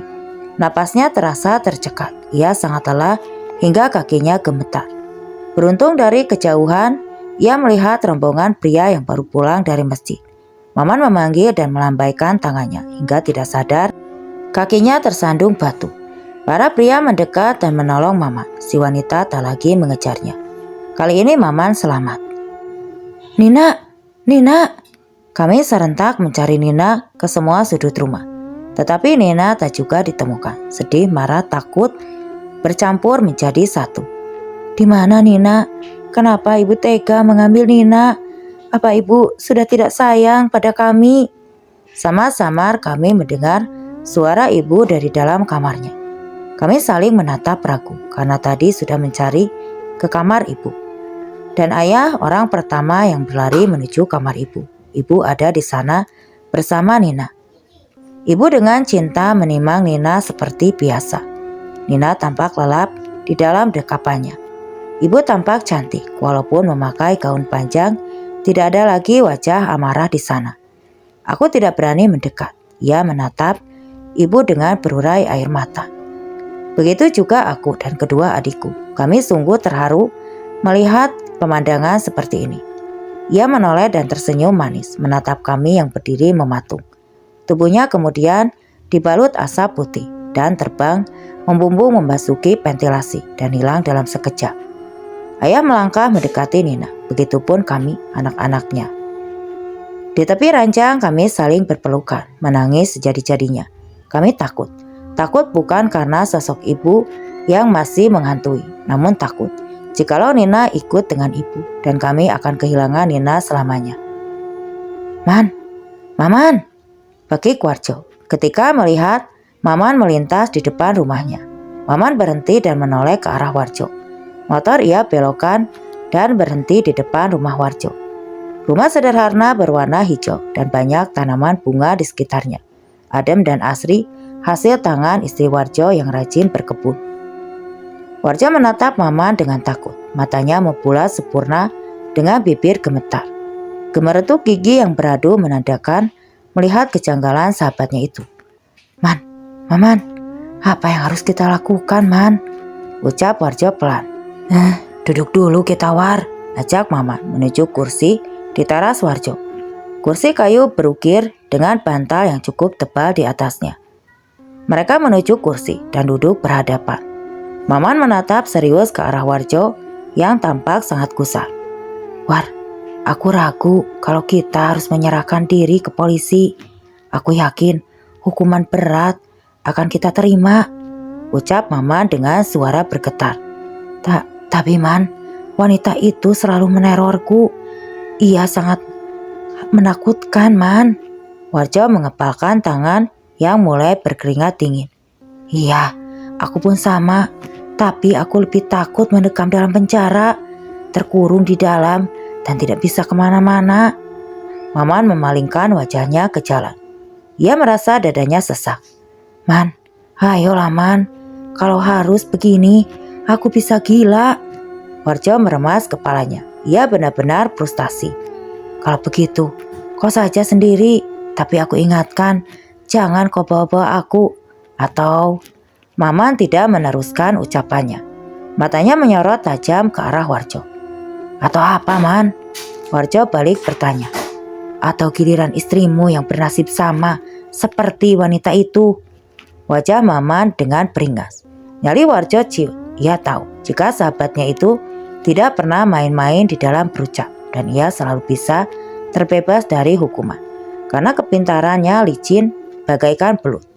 Warjo menghela napas panjang. Dadanya terasa sesak. "Kau mengancamku, Man," bisiknya lirih. "Terpaksa. Jika kau masih nekat, War, aku tidak main-main dengan ucapanku. Ingat itu." Maman mendengus kesal. Ia pun beranjak dari tempat duduknya dan berlalu meninggalkan Warjo yang dia mematung. Bingung. Malam ini suasana cukup mencekam. Langit gelap tanpa sinar bulan dan bintang. Angin berhembus cukup kencang, menggoyangkan pepohonan dan menggugurkan dedaunan kering. Hujan mulai turun, rintik-rintik dan menusuk hingga ke tulang. Warjo meringkuk sendirian di dalam kamar. Istrinya memilih pergi dari rumahnya. Warjo sangat ketakutan. Was-was merasuki pikirannya. Rasa bersalah dan takut menjadi satu. Suara ranting pohon yang beradu terdengar seperti suara cakaran di luar sana. Warjo merapatkan kakinya. Walaupun suasana di dalam kamar terang benderang. Slek! Lampu kamar tiba-tiba mati. Suasana kamar seketika gelap gulita. Warjo membuka matanya dengan terpaksa. Ia membalikkan badan dan memeluk guling di sampingnya. Ia malas untuk beranjak kemanapun dalam keadaan takut dan kalut. Warjo merasakan hembusan napas di hadapannya, busuk dan bau bangkai. Hangat memenuhi rongga hidungnya. Sesekali Warjo memicingkan matanya, berusaha fokus menatap guling yang didekapnya dalam keremangan kamar. Retina Warjo membesar, bola matanya seakan ingin keluar. Genggaman tangannya segera ia lepas. Warjo menggeliat menjauhi sosok yang ia kira guling tadi. Sosok itu menatapnya tajam dengan senyum yang menyeringai. Matanya melotot dengan lingkaran hitam di sekitarnya. Wajahnya putih pucat dengan ikatan di kepalanya. Sekilas nampak serupa seperti dengan guling dengan ikatan di kaki dan kepalanya.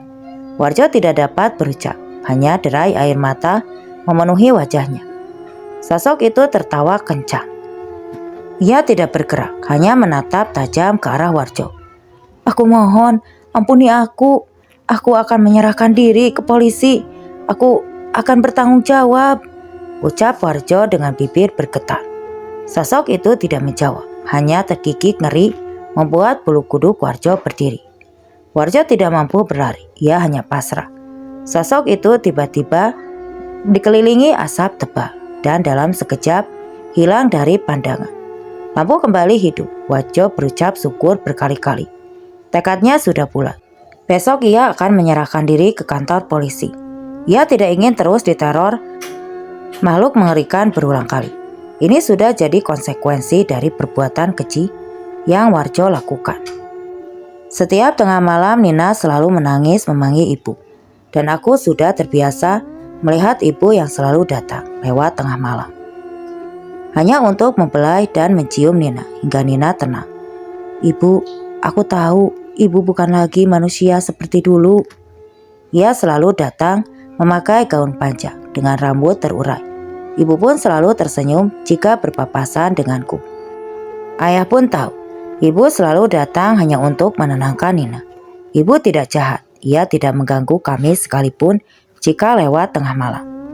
Ayah selalu pindah ke sofa ruang tamu. Ia tidak ingin kehadirannya mengganggu ibu. Widya, ibu melambai ke arahku. Ia melihatku mengintip dari balik pintu. Kulihat ibu sedang menimang Nina sambil sesekali mencium keningnya. Aku mendekat dengan takut, namun ibu seperti tahu kalau aku ketakutan. Ia tersenyum sangat manis kepadaku. Hah, ibu, aku kangen padamu. Jangan takut, nak. Ibu tidak mungkin menyakitimu, ucap ibu lembut. Bu, ibu kenapa masih di sini, Bu? Apa ibu tidak tenang? Aku berusaha berani menatap wajah ibu. Rasanya tangisku sudah mau pecah karena ketakutan. Ibu menangis, suaranya terdengar lirih. Iya, ibu masih ada urusan di dunia. Sebentar lagi urusan ibu selesai dan cinta ibu kepada kalian membuat jiwa ibu enggan pulang, jawab ibu lembut. Aku merasa sangat terharu. Ibu begitu menyayangi kami hingga ibu tidak bisa pulang ke tempat yang seharusnya. Pulanglah, Bu, tempat ibu bukan di sini. Widya janji akan menjaga adik-adik dengan segenap kasih sayang Widya, sama seperti cinta ibu untuk mereka, ucapku sambil menahan haru. Ibu hanya tersenyum. Ia kemudian meletakkan kembali Nina yang sudah tertidur di atas kasur.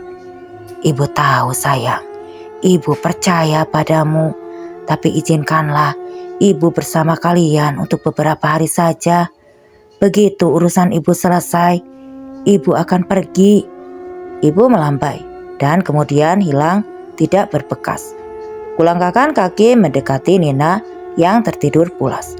Air mataku jatuh mengingat anak keempat tahun ini harus kehilangan kasih sayang ibunya. Kejam, sungguh kejam mereka yang telah menganiaya ibu hingga meninggal dunia.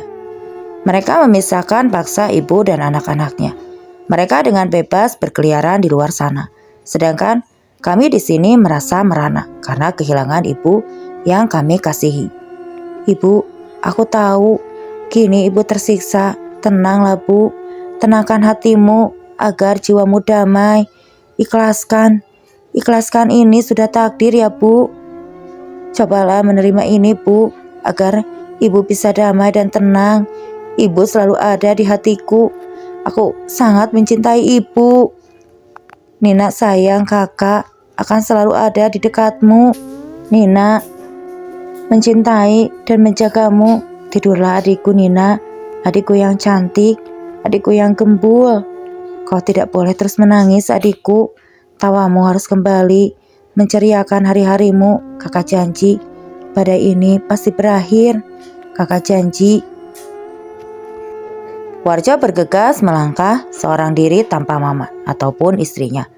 Ia sudah mantap untuk mengakui semua kesalahannya. Ia tidak ingin dibayang-bayangi rasa bersalah dan kematian. Ia ingin damai dan tenang. Di kantor polisi, Warjo mengungkapkan semua dengan lugas. Namun, ia tidak membawa Maman dalam kesaksiannya. Ia mengakui sebuah perbuatan kejinya. Polisi tidak menunggu lama untuk membawa Warjo masuk ke dalam sel.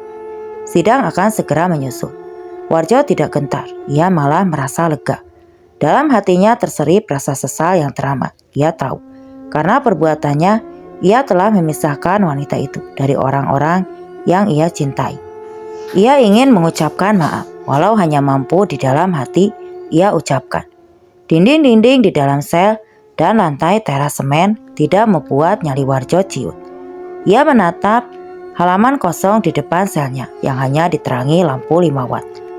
Dalam keremangan malam, sekilas nampak sebuah bayangan putih dari jauh. Matanya ia fokuskan, jantungnya mulai berdegup kencang. Samar-samar ia melihat seorang wanita dengan gaun putih. Rambutnya terurai panjang dengan senyum yang sangat manis. Ia melambai tanpa mengucap sepatah kata pun. Tatapannya sendu menyayat hati. Maafkan aku, sungguh aku sangat menyesal. Aku telah melakukan perbuatan keji padamu. Asap putih tebal mengelilinginya, membumbung tinggi di udara dan perlahan menghilang. Warjo menatap dengan haru, menunduk dan menangis terseduh. Beb, udah siap belum malam Jumat ini? Seloroh Maman kepada istrinya yang sedari tadi asik bersolek di depan cermin. Apaan sih? Kasih uang dulu, bentak istrinya menatap tajam dengan bibir yang dimajukan setengah senti. Ya ampun Beb, uang kemarin udah habis lagi. Shopping mulu kamu. Maman balik membentak. Lagian kamu bang, biasa juga ngasih 5 juta seminggu. Ini 5 juta untuk sebulan, ya gak cukup lah. Belum beli skincare, lipstick, parfum, ini dan itu. Ucap istri Maman nyerocos tidak berhenti, hingga membuat Maman pusing. Ia memilih untuk membelakangi istrinya dan menutup kupingnya dengan bantal. Maman akui, semenjak teror wanita itu, Maman tidak lagi leluasa untuk menjalani profesinya sebagai seorang begal. Was-was selalu menyertai langkahnya. Ditambah rekan kerjanya yang kini memilih untuk mengungkapkan kebenaran. Ia semakin enggan untuk keluar rumah. Dasar lelaki payah kamu, sungus istrinya yang sembari berlalu pergi meninggalkan Maman sendiri di dalam kamar. Maman masih diam, ia malas berdebat dengan istrinya yang egois. Ia pasti bakal kalah saing. Entah berapa lama Maman tertidur. Seketika ia bangun ketika belayan lembut mengusap pipinya. Maman membuka matanya pelan. Ia tatapkan wanita cantik di hadapannya. Masih marah ya Beb? Ucap Maman lirih. Ditatapnya wanita yang tak lain istrinya itu dengan sendu. Enggak lah bang, kalau marah nanti aku tak dapat jatah malam Jumat. Serunya centil. Dikecupnya pipi Maman manja. Aroma semerbak melati menguar dari tubuh istrinya. Tumben kamu pakai parfum melati Beb. Biasa kamu ganti ya? Protes Maman. Biar tambah pengen kamu bang, jawabnya menggoda Maman. Maman semakin bernafsu. Krak. Lampu tidur dimatikan Maman. Ia segera mencium istrinya di dalam suasana remang-remang. Sinar bulan hanya masuk melalui tirai. Lama-lama Maman merasa bau mulut istrinya berubah menjadi bau bangkai. dan ia merasakan sesuatu yang bergerak di dalam mulutnya. Wek! Maman muntah dan mendorong istrinya kuat. Sama-sama dilihatnya sesuatu bergerak dari muntahannya. Maman menatap lantai dengan nanar. Belatung dan cacing bergerak membuatnya bergidik ngeri. Maman menatap istrinya yang duduk bersimpu tidak jauh darinya. Kepala wanita itu memutar seperti gangsing, tidak henti. Maman tidak berani mendekat. Ia beringsut mundur, ketakutan. Beb, Beb, ucap Maman dengan suara bergetar. Lek, lek, lek. Bunyi leher istri Maman yang seperti terpatah-patah. Ia berhenti. Lingkaran hitam di sekitar matanya, ia melotot dan membuka mulutnya dengan perlahan. Dari dalam mulutnya keluar lidah yang sangat panjang, menjilati wajah Maman yang ketakutan. Lidah itu berbau anyir, membuat Maman menahan muak. Tubuh Maman gemetar, lidah itu membelit lehernya dengan kencang. Maman tidak dapat bernapas, ia berusaha sekuat tenaga untuk lepas. Bruk! Tubuh Maman melayang dan dilempar membentur tembok. Wanita itu tergigit nyari, memegikan telinga. Maman muntah darah, ia tidak mampu bergerak karena dadanya terasa sangat sesak. Wanita itu melayang mendekatinya. Kakinya ngambang dengan rambut yang terurai. Tamat riwayatmu, Man. Aku sudah memberimu kesempatan, tapi kau menyanyiakan, ucap wanita itu. Maman sudah tidak berucap, lidahnya terasa keluh. Ia hanya bisa pasrah ketika wanita itu memuntahkan ratusan binatang melata yang menggerayangi dan masuk ke lubang hidung dan mulut Maman. Kelabang dan kawan-kawannya memasuki dan menghancurkan tubuh organ Maman. Dan dalam hitungan detik, Maman tergolek lemas. Tubuhnya penuh luka dan lubang, ulah binatang kecil yang berpisah. Bang, kok gelap sih? Suara istri Maman begitu nyari, mencari Maman suaminya. Bang, abang. Brak. Istri Maman ambruk karena begitu shock melihat keadaan Maman yang mengenaskan. Para tetangga berdatangan mendengar teriakan. Mereka memandang ngeri jasad Maman, jasad menggenaskan. Mata yang hampir copot, sekujur tubuh penuh lubang dari telinga, hidung dan mulut, keluar binatang-binatang kecil berpisah. Kelabang kalajengking dan lintah merayap keluar bersamaan. Mereka bergidik ngeri melihat Maman yang sudah terbujur kaku dan berlumuran darah. Entah apa dosa Maman sehingga ia bisa mengalami hal yang sangat mengenaskan seperti ini. Para tetangga berbisik dan bertanya-tanya satu sama lain. Istri Maman dibawa ke dalam kamar lain. Setelah sadar, mereka lalu segera mengebumikan Maman hari itu juga. Derai air mata istri Maman menemani prosesi pemakaman. Dari kejauhan, sosok tak kasat mata tersenyum penuh arti melihat nasib Maman yang berakhir tragis. Dendamnya telah terbalaskan. Maman merasakan buah dari perbuatan kejinya. Waalaikumsalam. Baik, Pak. Besok kami akan memenuhi panggilan sidang, seru ayah serius berbincang di telepon dengan seseorang yang tak kenal. Ayah meletakkan gagang telepon dengan mimik wajah yang berubah mendung. Ia menghela napas dalam. Sidang apa ya? Dengan hati-hati bibir ini berucap. Takut ayah menjadi marah. Sidang tentang pembunuhan ibumu, Nak. Pembunuhnya sudah menyerahkan diri, jawab ayahku sendu. Ya Allah ya, Widya harus ikut. Widya ingin tahu siapa yang sudah tega berbuat keji kepada ibu, teriakku. Derai air mata yang sudah tidak mampu terbendung lagi. Dadaku terasa sesak jika mendengar kejadian tragis tentang ibu. Iya, besok kita sama-sama ke sana. Namun ayah mohon, Widya tahan emosimu. Ayah tidak ingin arwah ibumu semakin tidak tenang. Biarkan ibu pergi dengan damai, seru ayah.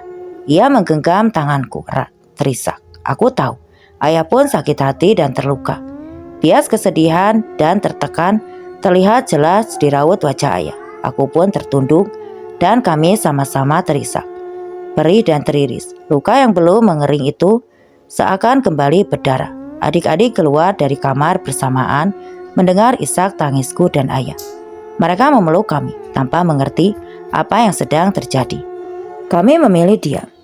Kami tidak ingin mereka ikut bersedih, terutama Nina. Hari terasa amat panjang menunggu esok hari persidangan.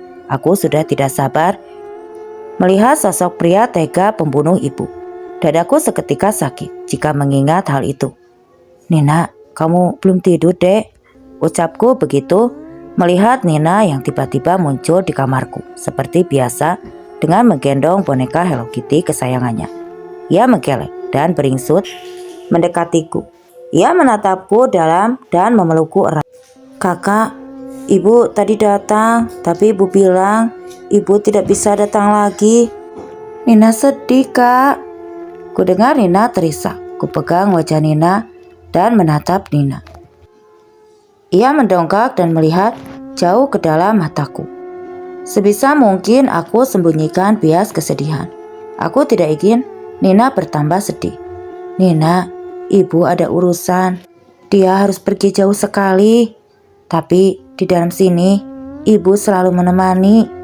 Nina tetap bisa melihat ibu walau hanya dalam mimpi. Kataku menunjuk dada Nina. Apa ibu tidak akan kembali, Kak? Nina terisak. Aku menggeleng pelan. Ku peluk Nina, mendekapnya dengan erat.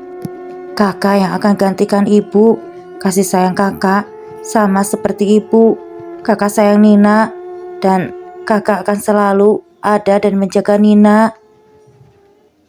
Kucium keningnya, bulir bening menetes tepat di kepalanya.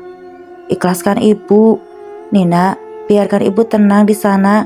Nina, sang ibu kan? Aku berusaha menghibur Nina. Iya kak, Nina sayang ibu, ucap Nina lirih. Malam yang begitu sunyi, aku sendiri, tidak ada yang menemani. Sekilas ku dengar seseorang bernyanyi di luar sana. Ku gendong Nina dan ku bangunkan adik-adikku yang lain. Hujan gerimis di luar tidak menyurutkan langkah kami. Senandung lagu yang sering dinyanyikan ibu. Ya, aku yakin itu adalah ibu. Langkah kami terhenti. Ayah sudah berdiri di ambang pintu. Ia menatap tajam keluar. Pelan-pelan kami mendekati ayah. Nina ingin berlari, tapi cepat ditangkap dan digendong ayah. Kami semua terdiam, terpaku. Hanya Nina yang berontak ingin turun. Ibu, ibu, Nina ikut ibu. Tangis Nina pecah, diiringi yang lain. Ibu menatap sendu ke arah kami. Ia melambai, tapi tetap berdiri, mematung. Ibu tampak sangat cantik dengan balutan hijab putih yang menutupi. Anak-anak, ibu pamit pergi. Ingat, jangan nakal. Urusan ibu sudah selesai. Ibu sudah tenang. Widya, ingat pesan ibu, nak. Jaga semua adikmu dengan baik. Urus rumah.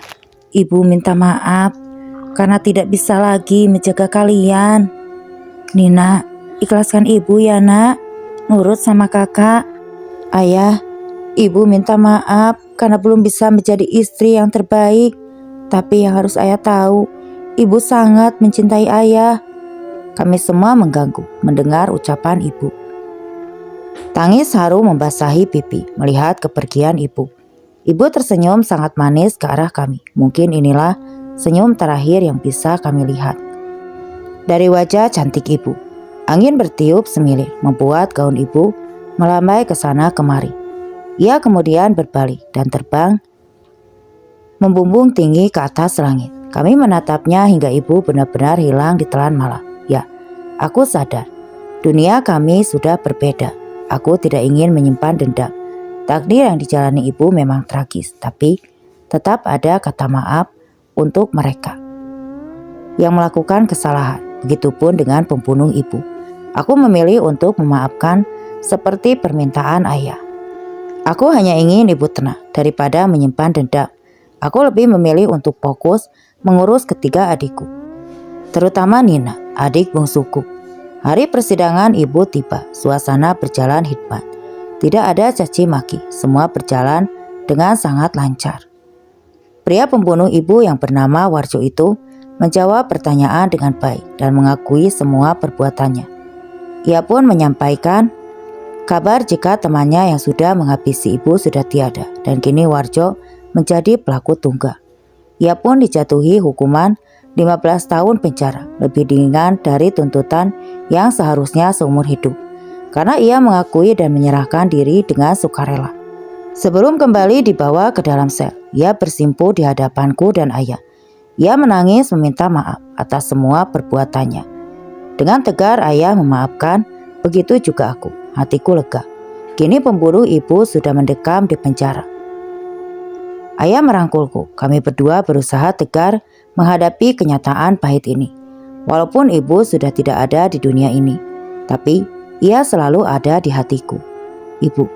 Ibu sudah tenang di sana. Aku berjanji akan menjaga keluarga kita, Bu. Ibu jangan khawatir.